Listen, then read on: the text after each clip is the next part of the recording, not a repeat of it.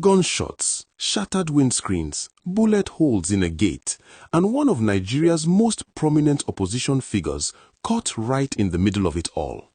What happened in Benin City today, Tuesday, February 24, 2026, is not just breaking news.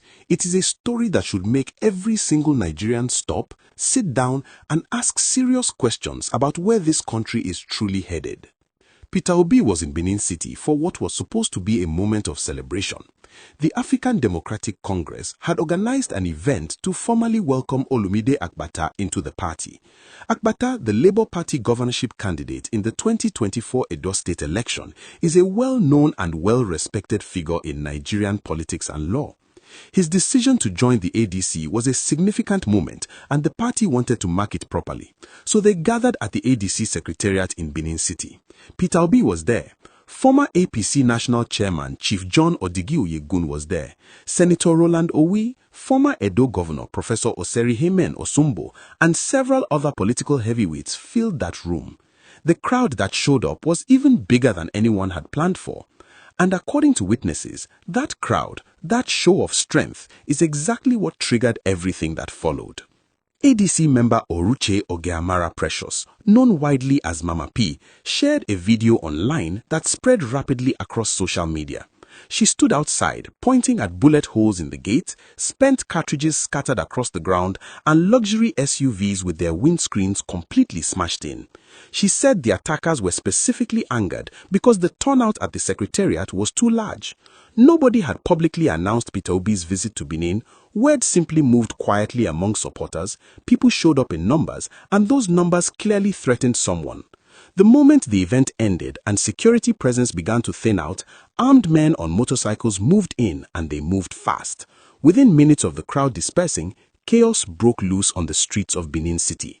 And they did not stop at the secretariat. They followed the convoy. They trailed Peter Obi and the entire ADC leadership all the way to the private residence of Chief John Odigie-Oyegun in the government reservation area, one of Benin City's most prestigious and supposedly most secure neighborhoods. And when they arrived at that gate, they opened fire.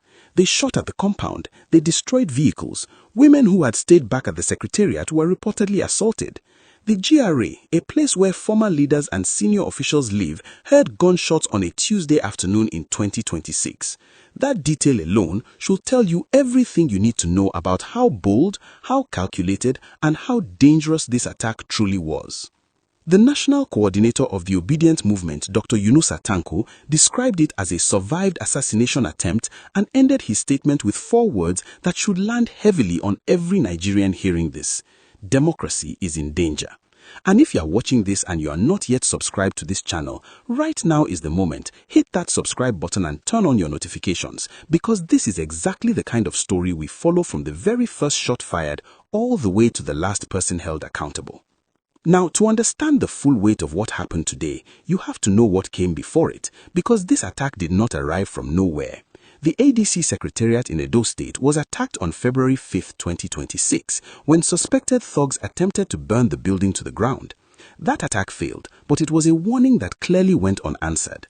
Then on Monday, February 23rd, just one day before armed men opened fire in the GRA, Edo APC chairman Jared Tenebe stood publicly before cameras and told opposition parties not to come to Edo State to campaign, warning them not to constitute what he called obstacles to development. Less than 24 hours after those words were spoken, gunmen followed Peter Obi's convoy through the streets of Benin City and fired shots at a former APC chairman's gate. The ADC connected those dots immediately and has publicly accused the APC of sponsoring the attack. As of the time of this report, the APC has issued no formal response. Peter Obi responded on video and he was composed, but the weight in his voice was impossible to miss. He said, "This is where our democracy has reached. A former governor, and you can see what happened in front of his house, where hoodlums came shooting. I assure you this cannot continue. We have a country and we're part of it. We cannot have terrorism and have officials in government terrorizing the citizens." That is not the voice of a man who is backing down. That is the voice of someone who understands exactly what is being attempted and has made a clear decision to stand firm regardless of the consequences.